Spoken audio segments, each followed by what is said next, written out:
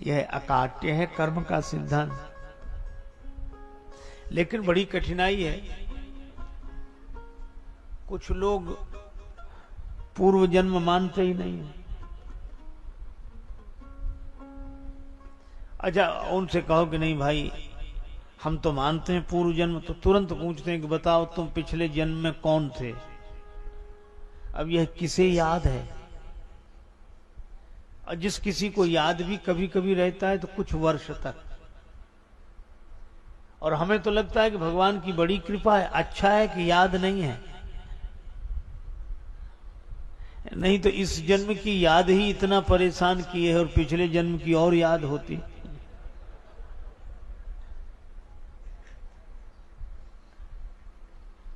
तो लोग पूछते हैं कि बताओ पिछले जन्म में तुम कौन थे। भैया हमें याद नहीं। याद नहीं तो तुम थे ही नहीं।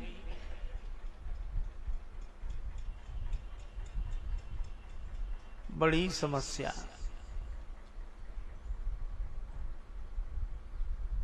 एक गुरुजी का शिष्य बड़ा चतुर, उसने कहा गुरुजी इनसे हमसे बात कराओ। वह गया, क्या पूछ रहे थे गुरुजी से? ये पूछ रहे थे कि पूर्व जन्म मानते हो? उन्होंने कहा हाँ। तो हमने कहा बताओ तुम पूर्व जन्म में कौन थे? तो ये बता नहीं पाए। वो बोला कि हम बताते हैं। तो कहा तुम बताओ तुम पिछले जन्म में कौन थे? तो सीधे ही बोला कि हम तुम्हारे बाप थे। और जो उसने कहा कि हम तुम्हारे बाप थे तो बड़ा क्रोध आया उसे, बहुत जोर से, और कहने लगा कि नहीं नहीं तुम हमारे बाप नहीं थे। तो बोले फिर? तो क्रोध में तो था ही।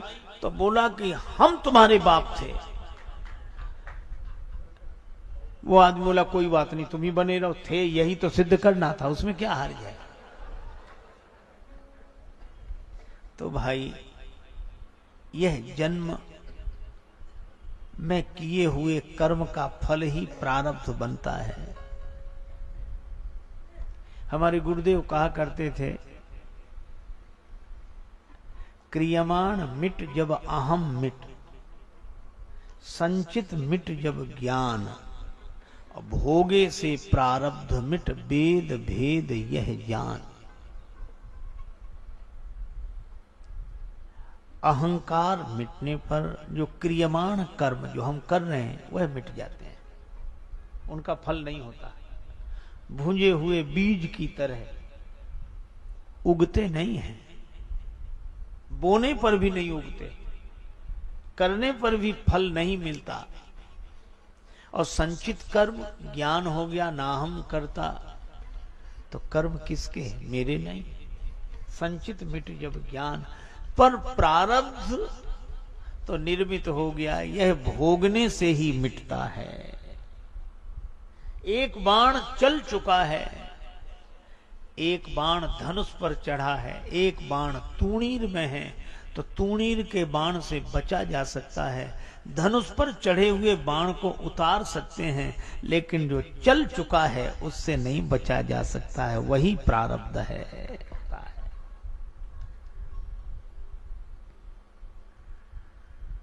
चलो इससे संतुष्टि हो जाए, पर कौशल्या माता आगे एक बात और कहती हैं। देवी मोह बस सोची, बाती देवी मोह बस सोची, देवी मोह बस विधि प्रपंच अस अचल अनादि,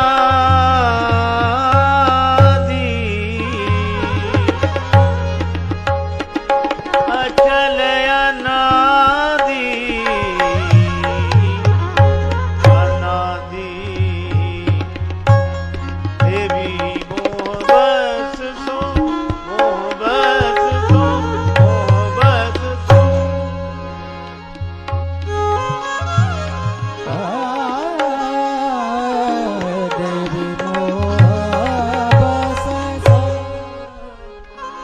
वे कहती हैं, हे देवी, मोह बस होकर मोह बस माने अज्ञान, मोह माने अज्ञान।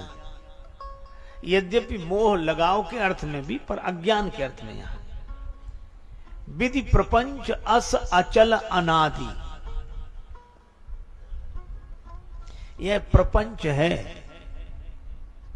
और प्रपंच उसी को कहते हैं जो समझ में ना आवे। अनादिकाल से है, अचल है।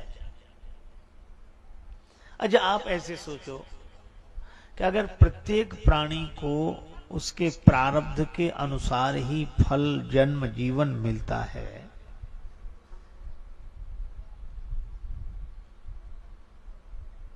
भगवान श्री कृष्ण गौचारण करते हैं, श्री ब्रह्मा जी को मोह होता है, वे उनके गौएं बछड़े अपहृत कर लेते हैं, और भगवान ने उतनी ही गौएं, उतने ही बछड़े, उतने ही ग्वाल प्रकट कर दिए। अच्छा, अब ये सोचो, इनका कौन सा प्रारब्ध रहा? जन्म भी नहीं, सीधे ग्वाल ऐसे प्रकट हुए कि गौएं चराते हुए, गौएं चरती हुई, बछड़े चरते हुए।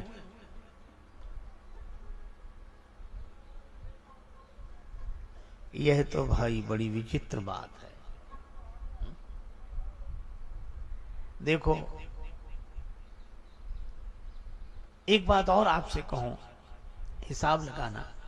चलो पिछले जन्म का ही मान लें, तो सबसे पहले जब सृष्टि हुई होगी तब तो किसी का कोई पिछला जन्म नहीं रहा होगा, तो प्राणी का जीवन चला कैसे? तो इसका उत्तर देने वाले भी हैं। वे कहते हैं कि जब सृष्टि का प्रलय हुआ तो व्यक्ति संस्कार लेकर उस अवस्था में हुआ, और जागृत होने पर फिर उन्हीं संस्कारों के आधार पर यात्रा करने लगा। जैसे काम करते करते आदमी सो जाए तो जागने पर फिर काम शुरू कर देता है। तो प्रश्नकर्ता कहता है कि नहीं, हम तो ये पूछ ही नहीं रहे, सृष्टि के प्रलय की बात तो बाद में, पहले बनेगी तब तो बिगड़ेगी। जब सबसे पहले बनी होगी सृष्टि तो किसका कौन सा प्रारब्ध रहा होगा? इसका कोई उत्तर नहीं है। भगवान ने इतनी गौएं बछड़े उत्पन्न कर दिए, किस प्रारब्ध से? यह भगवान का संकल्प है, अपनी इच्छा शक्ति से उत्पन्न कर दिए। प्रभु सक त्रिभुवन मारी जियाई। अच्छा, रही बात कि पिछला जन्म ही नहीं रहा होगा तो प्रारब्ध कैसे रहा होगा? क्या, अरे कौन इस प्रपंच में पड़े? ज्ञानियों ने बड़ा सुंदर समाधान दिया। उमा कहूं मैं अनुभव अपना, सत हरि भजन जगत सब सपना। अब सपने में किसी का हाथ टूट जाए, पांव टूट जाए, पैसा मिल जाए, ये किस प्रारब्ध से मिला? जन्म हो जाए, किस प्रारब्ध से हुआ? अरे कुछ नहीं हुआ, ना कुछ हुआ, ना हो रहा, ना कुछ होवनहार, ज्यों का त्यों भरपूर है अनुभव का दीदार। इसलिए विधि प्रपंच अस अचल अनादि, व्यर्थ किसी को दोष मत। और इतना कहते कहते माता कौशल्या के आंखों से आंसू बरसने लगे। किसी ने कहा कि ज्ञान की बात तो आप कर रही हैं, पर नेत्र प्रेम जल से भरे हैं। इसका अर्थ यह है कि श्री राम ऐसा बेटा बनवासी हो, श्री सीता जी जैसी पुत्र वधू बनवासनी हो, तो कष्ट तो होगा ही। कौशल्या जी ने आंचल से आंखों के आंसू पोंछते हुए कहा, मैंने आज तक श्री राम की कभी सौगंध नहीं की, आज कर रही हूं। राम शपथ में कीन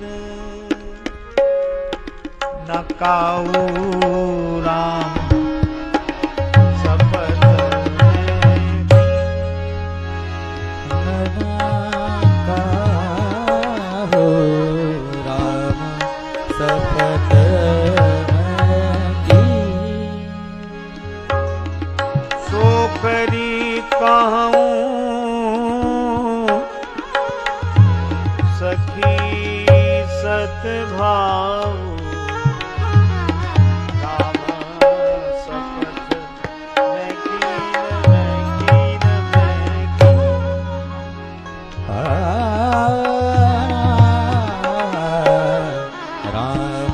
सपत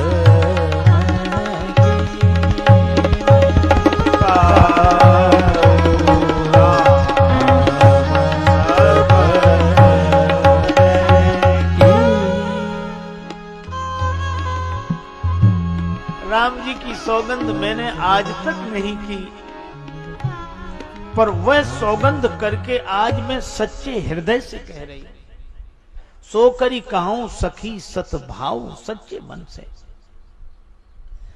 श्री राम के वन गमन का मुझे दुख नहीं है, परिणाम अच्छा है। राम जाई बन राज तज भल परिणाम न पोच। राम जी लौटकर आ जाएंगे, सब कुछ ठीक हो जाएगा।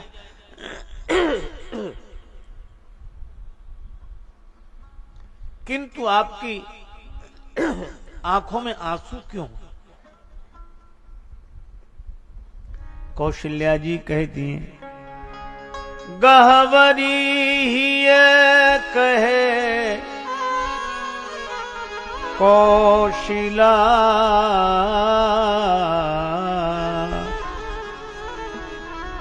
मोहि भरत कर सोच। मुझे भरत की चिंता है। मोरे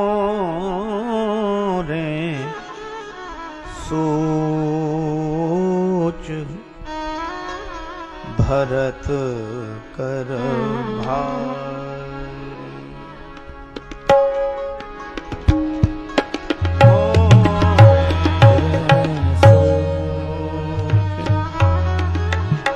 भरत भरत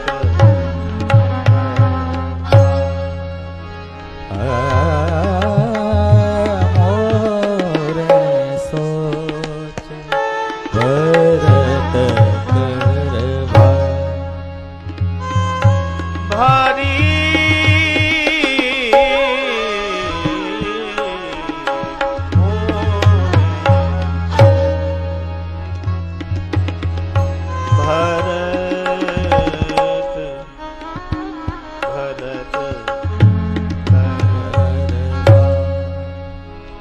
मुझे भरत की चिंता है। महाराज दशरथ कहते थे, देवी कौशल्या जानती हो सूर्य वंश के कुल का दीपक कौन है? मैं पूछती कौन? वे कहते, जाने हूं सदा भरत कुल दीपा, बार बार मुह कहे महीपा। श्री भरत को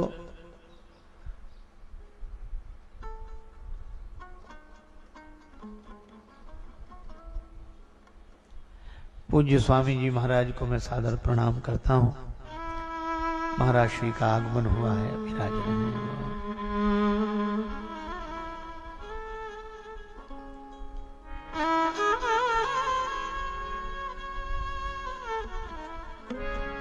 अयोध्या का सूर्यास्त हो गया। अथएव आज भानुकुल भानु, सूर्यवंश के सूर्य महाराज दशरथ का तिरोधान हुआ। सूर्यास्त हो जाए तो अंधेरा हो जाता है। अंधकार को दूर करने के लिए मणि की आवश्यकता, और मणि चली आई वन में, और मणि के साथ फणी भी। श्री लक्ष्मण जाय दीख रघुवंश मणि, और लक्ष्मण जी शेष सहस्त्र शीस जग कारण, जो अवतर्यो भूमि भय टारन। तो अब दीपक का सहारा है, दिया उजाला करे। लेकिन मुझे डर यह लगता है कि भरत रूपी कुल के दीपक को कहीं शोक की वायु बुझा न दे।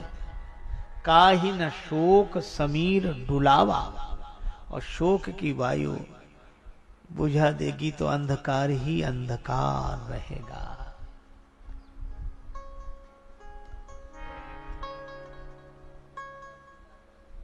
इसलिए महाराज विदेहराज से आप यह कह दें, पंचायत ऐसी हो जाए, राम जी भरत जी संग संग रहें।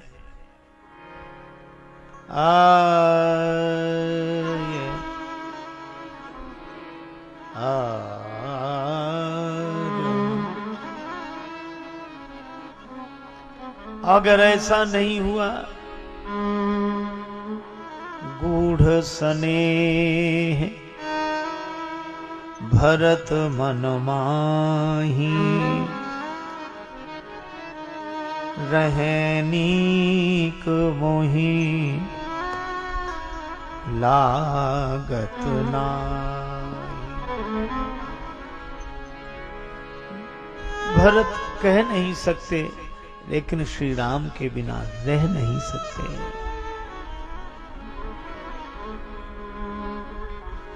सुनैना जी के लोचन सजल हो गए, पर ग्लानि में गलने लगी माता कैकेयी। गरई गलानी कुटिल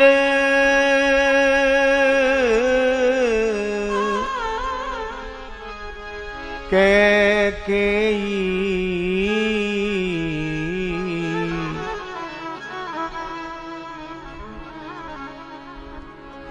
गरई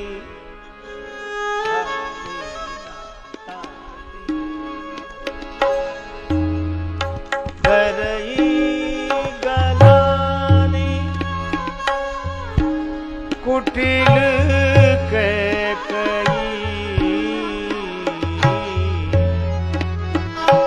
गरई गलानी कुटिल कैकेयी, गरई।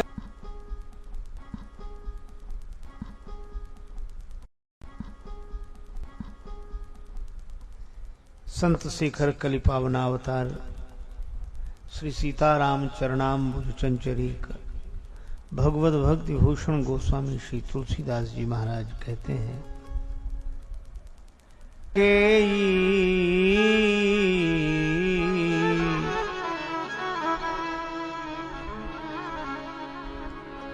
गरई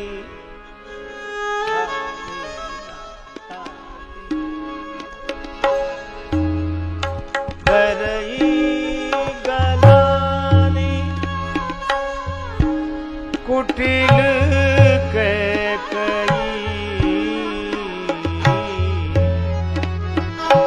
गरई गलानी कुटिल कैकेयी, गरई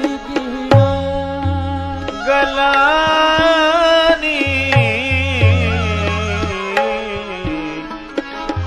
गरई गलानी, गरई गलानी, गरई गलानी। कुटिल कैकेयी, गरई गलानी। कैकेयी माता सोचती है धरती फट जाए या विधाता मुझे मृत्यु दे दे।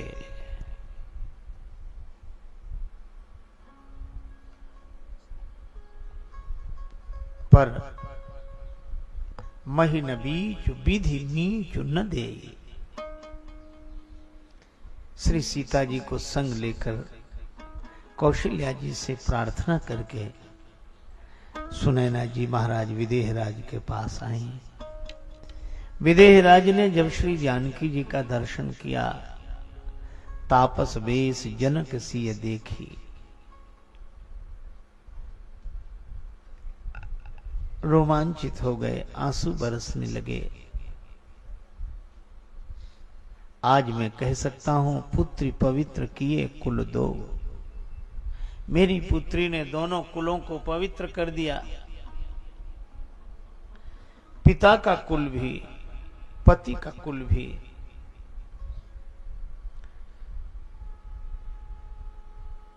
पर विदेहराज यही सोचते हैं, बेटी को विदा करते समय सब कुछ दिया, पर यह कासाय वस्त्र देना भूल गया। मुनियों के वस्त्र देना भूल गया। एक व्यक्ति ने अपनी बेटी का विवाह किया, बहुत खर्च किया, अपनी सामर्थ्य के अनुसार किया। बेटी विदा हुई, ससुराल पहुंची, दूसरे दिन उसकी मृत्यु हो गई। सभी दुखी थे, माता पिता, परिवारीजन, ससुराल वाले भी सब इकट्ठे हुए। बेटी का अंतिम संस्कार हुआ। पिता ने रोते हुए कहा, ये 2 पंक्तियां लिख कर दे रहा हूं, इसको लिखा देना कहीं। पिता ने कहा, दिया जो कुछ भी दे सकता था, मैं इस उम्मीद नाम मुरादी में कफन देना ही भूला था, फकत सामान्य शादी में। सब कुछ दिया, यही देना भूल गया था। विदेहराज सोचते हैं बेटी को सब कुछ दिया, पर बनवासनी बनाने की वेशभूषा नहीं दे सका। श्री सीता जी ने सोचा, यहां रात्रि रुकना ठीक नहीं, यहां रहव रजनी भल नाही।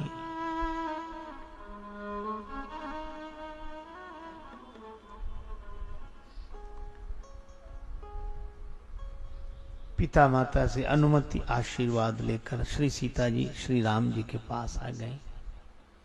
विदेहराज सो गए। सुनैना माता चरण दबा रही हैं। पौड़े पौड़े विदेहराज ने कहा, क्या चर्चा हुई वहां? सुनैना जी ने माता कौशल्या का वृत्तांत सुनाया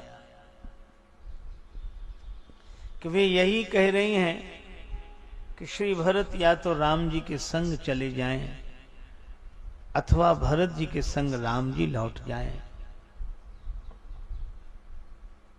ऐसा कोई पंचायत में निर्णय करा दें। और जब इतना सुना तो विदेहराज के नेत्र बरसने लगे।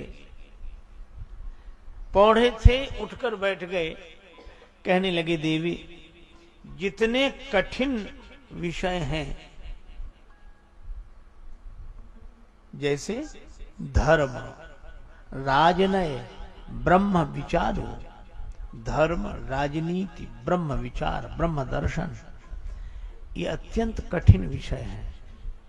धर्म के बारे में बहुत बार निर्णय करने में कठिनाई होती है। किम कर्म किम अकर्मेति कवियो अप्यत्र मोहिता। क्या धर्म है, क्या करने योग्य है, क्या नहीं करने योग्य है। बड़े बड़े बुद्धिमानों की बुद्धि मोहित होती है। राजनीति बहुत कठिन है। हम क्या करें क्या न करें सोचकर कठिनाई होती है। और इसी तरह ब्रह्म दर्शन, हमें उसी के बारे में बोलना पड़ता है जो नहीं है को तो हम बोल ही नहीं पाते। नहीं है को ही बोलते हैं। है कहो तो नहीं, नहीं कहो तो है नाही के बीच में जो कुछ है सो है। अविगति की गति कहत ना आवे। बहुत कठिन है। मति न लखे ते ही मति लखे। चेहरा दर्पण में बिल्कुल साफ दिखाई देता है। दर्पण ना हो तो हमारे पास चेहरा देखने का कोई उपाय नहीं। पर अद्भुत बात है, चेहरा जहां दिखाई देता है वहां होता नहीं है, और जहां होता है वहां दिखाई देता नहीं है। पर चेहरे में, ये दर्पण में दिखने वाले चेहरे को देखकर देखें, उधर संभालें, इधर तो बात बन जाएगी। हाथ उधर न बढ़ाएं जिधर दिख रहा है चेहरा, हाथ उधर लौटाएं जिधर से दिख रहा है चेहरा। और अगर हाथ लौटाने पर इधर की नाक पकड़ में आ गई तो उधर की अपने आप पकड़ में आ जाएगी। लेकिन दर्पण में दिखने वाले चेहरे को ही कोई सत्य समझ ले तो बड़ी कठिनाई है। एक अध्यापक थे, बेचारे तुतलाते थे और उनके साथ बड़ी कठिनाई। वो विद्यार्थियों से कहते थे पढ़ो, पढ़ो को बोलते पढ़ो पढ़ो, और का पढ़ाते तो कहते पढ़ो ता, तो सभी विद्यार्थी कहते ता, तो कहते ता नहीं ता, तो सभी कहते ता, तो कहते तुप ता, तो लोग बच्चे बेचारे फिर कहें ता, तो डांट कर कहते तौआ का ता, तो सभी कहते तौआ का ता। अब उनके साथ यही कठिनाई थी कि वो जो कुछ कहना चाहते थे वो कह नहीं पा रहे थे। ब्रह्म दर्शन में भी ऐसे ही है, व्यक्ति जो कहना चाहता है कह नहीं पाता। का कहिए कहते न बने, कुछ जो कहिए कहते ही लजाइए। पर श्री जनक जी कहते हैं कि धर्म, राजनीति और ब्रह्म विचार जैसे दुरूह विषयों का विवेचन मेरी बुद्धि कर सकती है, यहां यथामति मोर प्रचार।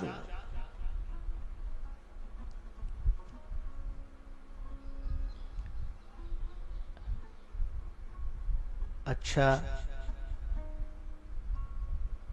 तो आप कहना क्या चाहते हैं? जनक जी ने कहा कि इन विषयों का विवेचन करने वाली मेरी बुद्धि भी भरत जी की महिमा का वर्णन नहीं कर सकती। वर्णन करने की कौन कहे, छाया भी नहीं छू सकती। कहे का छुअ सकत न छाही।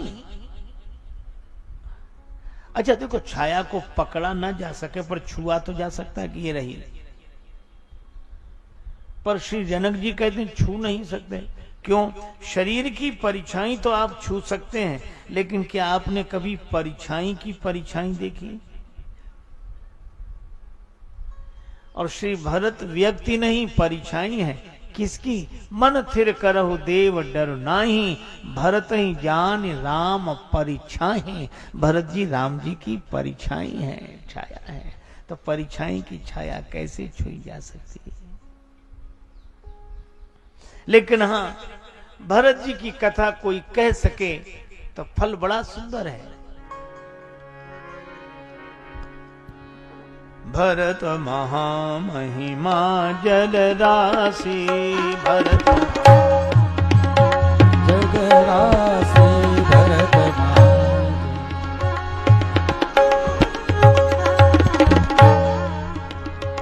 महा महिमा जल राशि भरत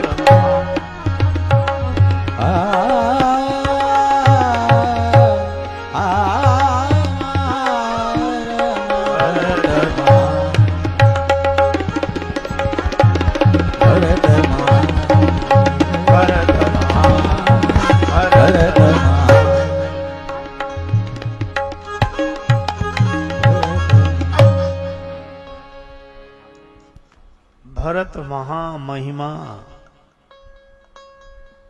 भरत जी की महान महिमा का वर्णन नहीं किया जा सकता, लेकिन भरत जी की कथा कोई सुन ले तो भरत कथा भवबंध विमोचन।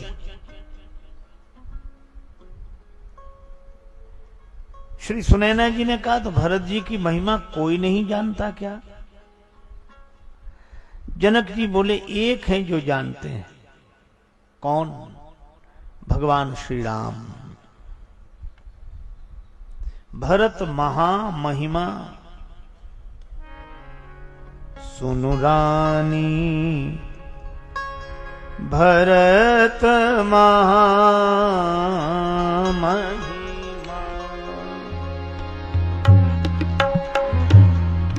रानी भरत महामहिमा।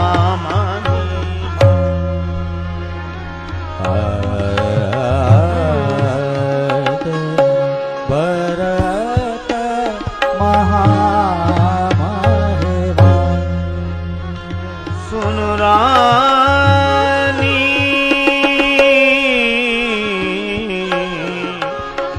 हे महिमा। सुनो रानी भरत महा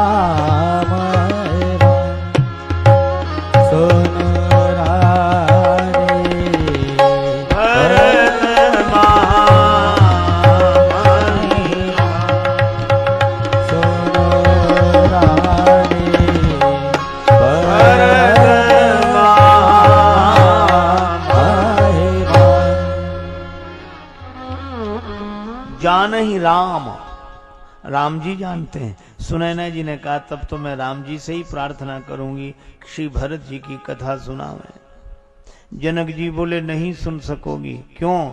जानहि राम न सकहि बखानी। राम जी जानते तो हैं पर वर्णन नहीं कर सकते। भरत जी का नाम लेते ही उन्हें भाव समाधि लग जाती है, तो नाम लें कैसे, महिमा वर्णन करें कैसे। पूरी रात यही चर्चा करते रहे विदेहराज। कहत सारदहु करी मति हीचे, सागर सीप की जाहि उलीचे।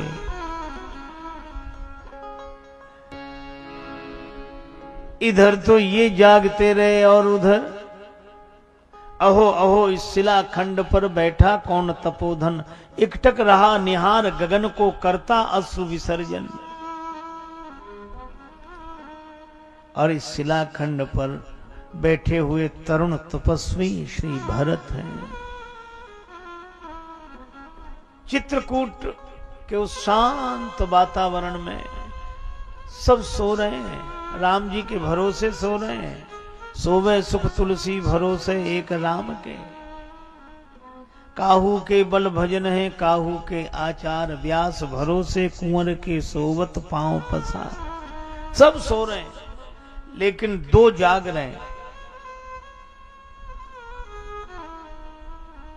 और दोनों राम जी के अनुज हैं,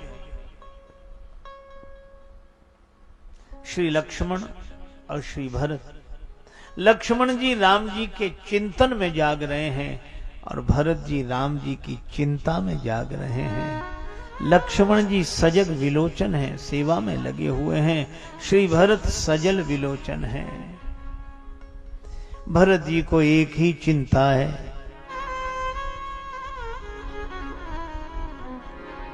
के ही विधि हो ये राम अभिषेकु, के ही विधि हो ये राम अभिषेकु, के ही विधि हो ये राम। राम राम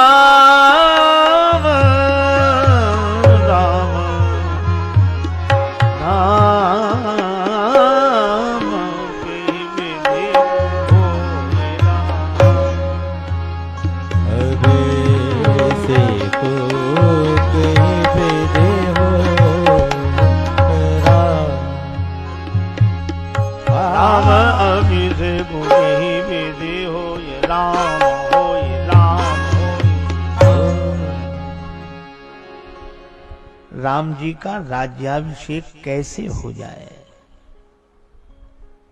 समाज को राम राज्य मिले, ऐसी चिंता तो संत के मन में ही होती है। आंसू बरस रहे हैं, आकाश की ओर देखते हैं, आकाश की नीलिमा देखकर नीलांबुज श्यामल श्री राम याद आ जाते हैं। राम जी का अभिषेक कैसे हो, राज्याभिषेक कैसे हो, अयोध्या की प्रजा को राम राजा के रूप में कैसे मिले, मुझे कोई उपाय नहीं सूझ रहा है। क्या मेरे राम अयोध्या लौट चले? कोई उपाय है? एक उपाय तो है, उपाय समझ में आया है। मातु कहे बहु रही रघुराऊ, मातु कहे बहु रघुराऊ।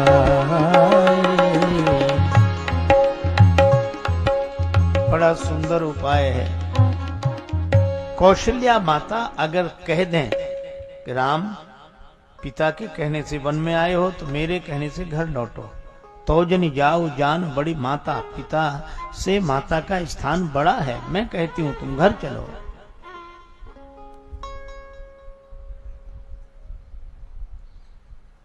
बड़े प्रसन्न हुए श्री भरत। मां कौशल्या के चरणों में प्रणाम करूंगा, प्रार्थना करूंगा।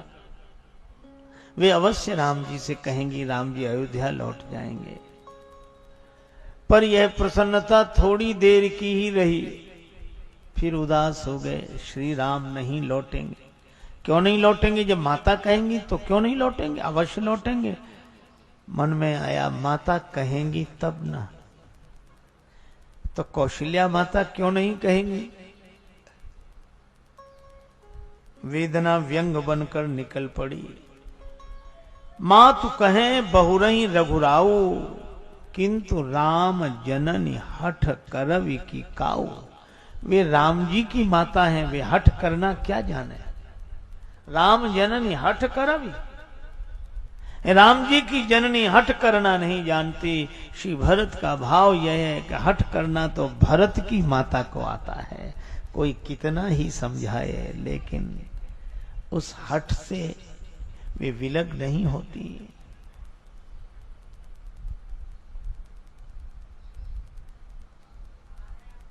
उदास हो गए श्री भरत, लेकिन मन में फिर यह भाव आया, उपाय, एक उपाय है। क्या? अगर गुरुदेव कह देंगे तो राम जी अयोध्या अवश्य लौट जाएंगे।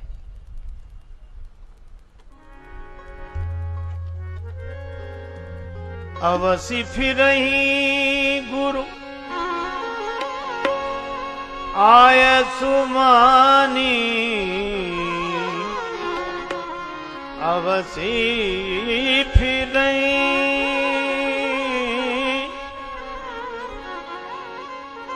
अवश्य लौट जाएंगे अगर गुरुदेव कह दें तो। गुरोर आज्ञा गरी ऐसी,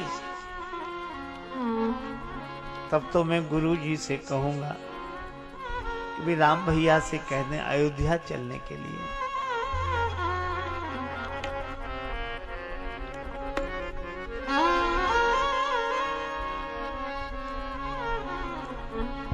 अवश्य फिर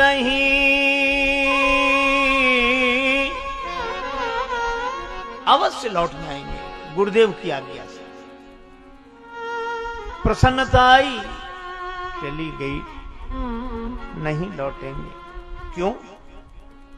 गुरुदेव कहेंगे नहीं, मुनि पुनि कहव राम रुचि जानी,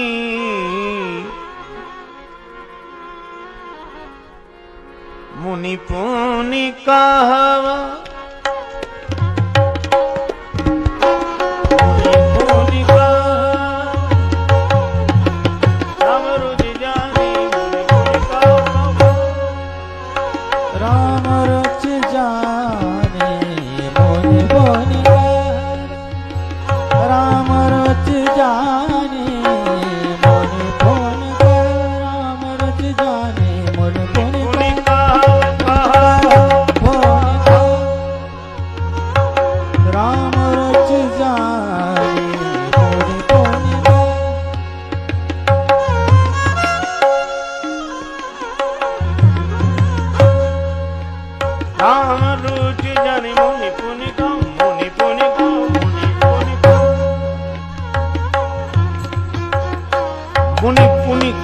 राम रुचि जान।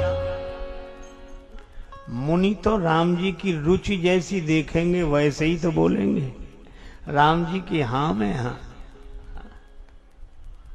न गलत चाहता हूं न सही चाहता हूं, जो तुम चाहते हो मैं वही चाहता हूं। प्रभु तेरी हाँ में मेरी भी हाँ है, तुम्हारी नहीं मैं नहीं चाहता हूं। गुरु जी तो भगवान का जैसा रुख देखेंगे वैसे ही बोलेंगे। एक महात्मा नाव में बैठे, और भी लोग बैठे, भगवान की लीला, नदी के बीच में नाव पहुंची, तूफान आ गया, नाव डगमगाने लगी। अब या तब डूबने की स्थिति में, ऐसे में तो जो भक्त नहीं होते हैं वे भी भक्त हो जाते हैं। हे राम जी बचा लो, अब तक तो नहीं माना पर आज कह रहे हैं, हे श्री कृष्ण भगवान, हे श्री गणेश जी, श्री शंकर जी, सब घबरा रहे थे, प्रार्थना कर रहे थे और महात्मा गा रहे थे, हरि तेरी नैया डगमग डोले, हरि तेरी नैया डगमग डोले, हरि तेरी नैया डगमग डोले, हरि तेरी नैया, हरि तेरी नैया, हरि तेरी नैया, हरि तेरी नैया, हरि तेरी नैया डगमग डोले, हरि नैया डगमग डोले, हरि तेरी नैया। महात्मा गाएं, भगवान आज तो आपकी भी नाव डगमगा रही है। और लोगों को लगा कि हम चिंतित हैं और ये महात्मा गा रहे हैं। किसी ने कहा महात्मा को उठा के ही नदी में फेंक दो। कुछ लोग बोले जाने किस पाप से तो अभी मरे जा रहे हैं, महात्मा को फेंकेंगे तो और जल्दी मरेंगे, अब फेंक भी नहीं सकते। और महात्मा गाए जा रहे हैं और गाते रहते, तब भी कोई बात नहीं। उन्होंने अपना कमंडल उठाया, नदी का जल कमंडल में भरा, कमंडल का जल नाव में। सबको लगा ये और जल्दी डुबा के मारेंगे, और महात्मा पानी भी डालें और यही गाएं, हरि तेरी नैया, हरि तेरी नैया, हो हरि नैया हो हरि तेरी नैया, हो हरि डगमग डोले, तेरी नैया डगमग डोले, हरि तेरी नैया, डगमग डोले,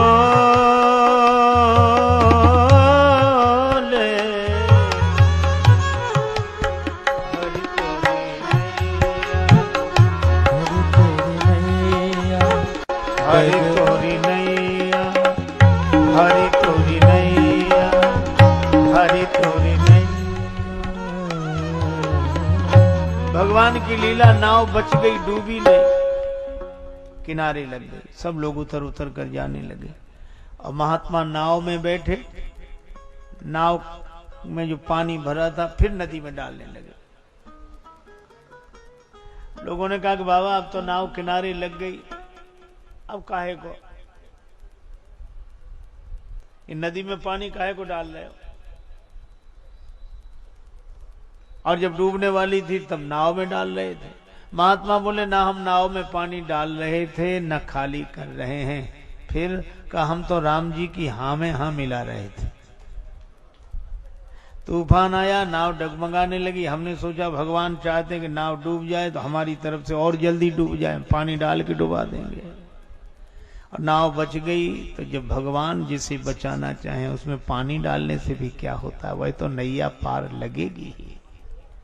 महात्मा भगवान के रुख में रुख मिलाकर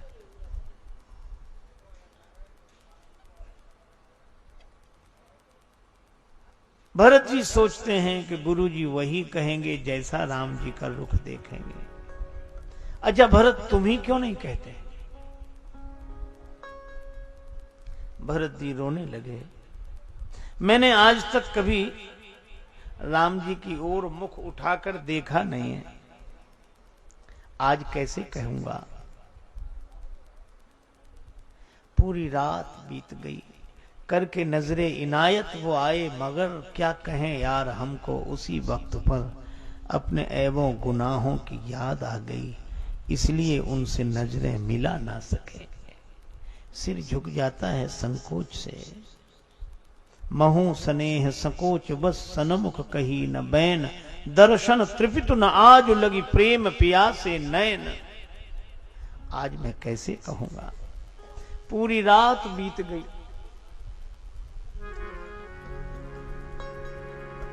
एक जुगुती न मन ठहरा, एक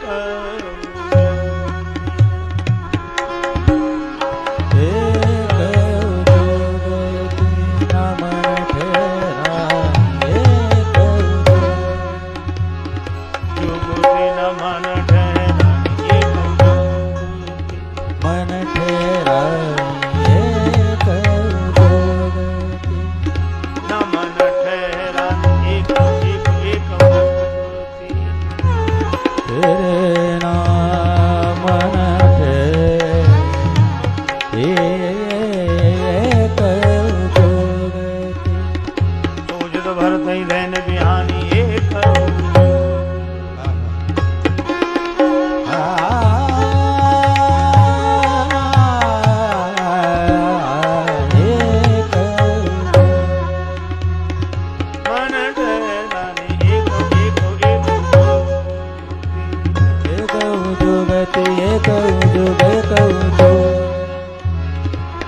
पूरी रात बीत गई, कोई युक्ति मन में ठहरी ही नहीं। सवेरा हुआ, श्री भरत जी ने मंदाकिनी जी में स्नान किया, वस्त्र धारण किए, गुरु जी के पास गए। गुरुदेव तो जैसे प्रतीक्षा ही कर रहे थे। गुरुदेव ने कहा, आओ भरत, मैं तुम्हारी ही प्रतीक्षा कर रहा था। श्री राम जी अयोध्या में राजा हो जाएं, इसके लिए क्या उपाय है?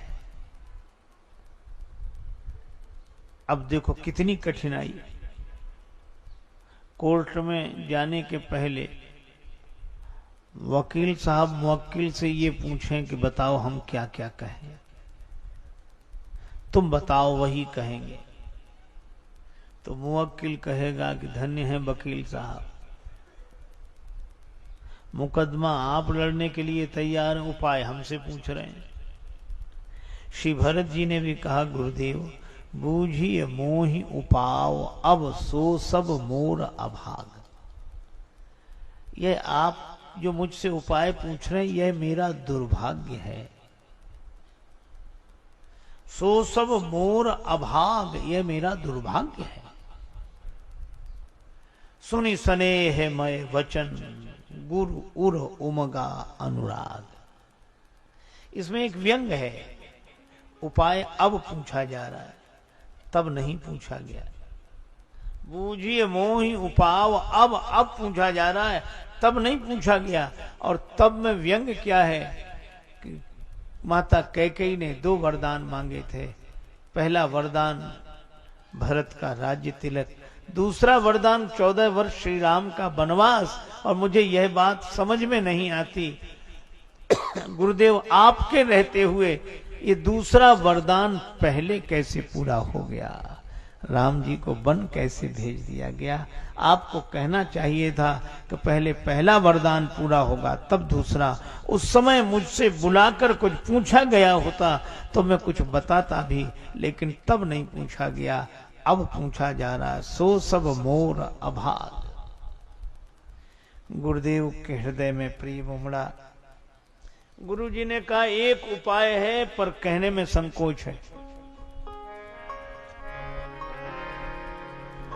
सकुचूं तात कहत एक बाता, अर्ध तजहि बुध सर्वस जाता।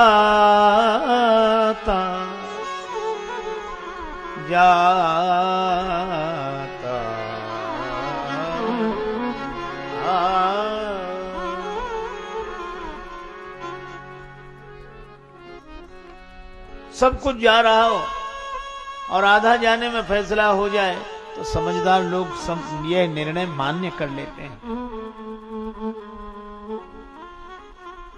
उपाय एक है, तुम कानन गवना, दो भाई कानन गवना, ओ भाई तुम कानन गवना,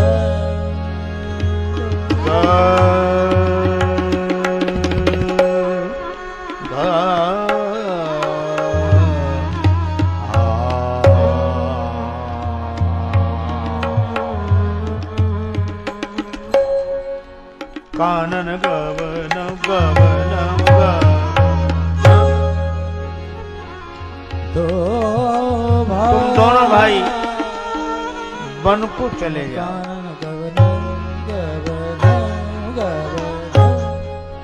दोनों भाई वन चले जाओ।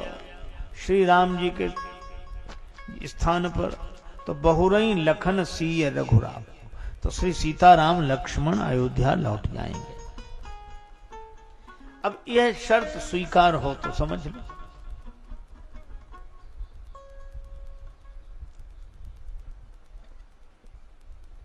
अब आप सोचो, दूसरा कोई होता तो यही कहता कि फिर हमें क्या लाभ, हमें तो राम जी से दूर ही रहना पड़ेगा।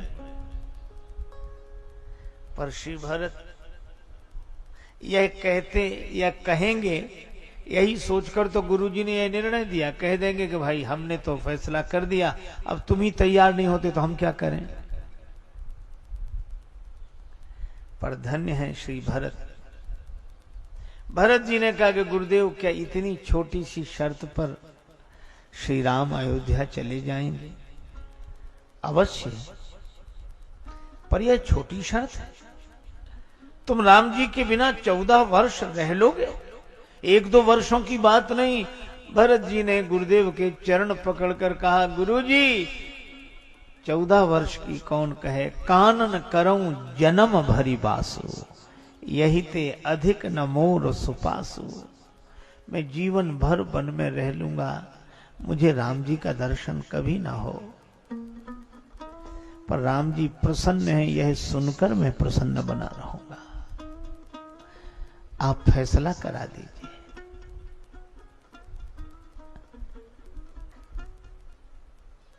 सुनत वचन पुलके दो भ्राता, भे प्रमोद परिपूर्ण गाता। हम सुनकर प्रसन्न रहेंगे।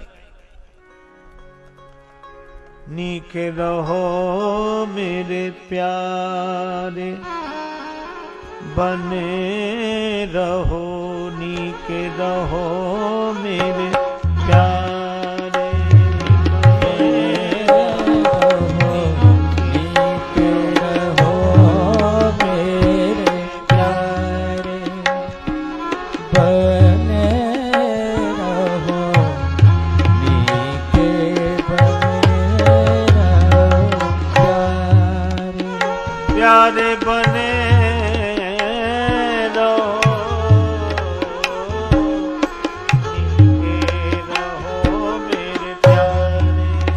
बने रहो नीके रहो मेरे प्यारे, बने रहो नीके रहो मेरे प्यारे।